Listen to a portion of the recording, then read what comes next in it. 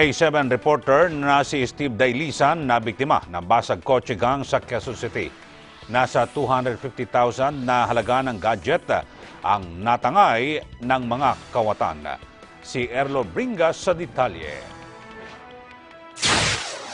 Nabiktima ng basag kotse gang ang news reporter anchor na si Steve Dailisan sa barangay Camuning, Quezon City pasado alas 9 noong Sabado sa tapat ng Dr. Jesus Delgado Memorial Hospital sa Camuning Road, Quezon City. Binasag ang salamin ng passenger side ng sports utility vehicle na pagmay-ari ni Dailisan.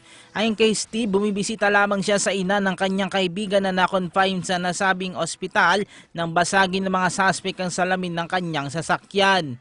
Doon naman ako nag-park doon sa mismong tapat ng emergency. May ilaw naman din kasi on the other side of the street. Pagkatapos, inisip ko, nandun yung gwardiya.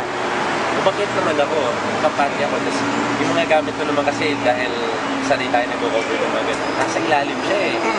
Tapos nagulat na lang ako, after mga 20 minutes, nagkukwentuhan kami sa taas. Inakit na kami ng guard. Sinabi sa amin na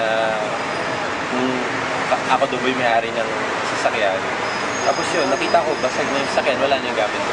Ilan sa mga natangay ng mga suspect ay ang 2 bag na may lamang laptop, gadget, cash at iba pang mga kagamitan na nagkakahalaga ng halos 250,000 pesos.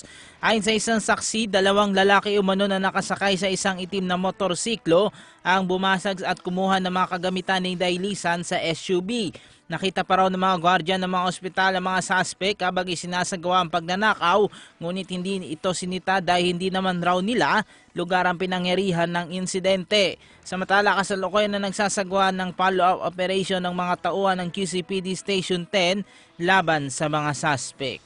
Para sa Eagle News, Erlo Bringas, I'm 1 with 25.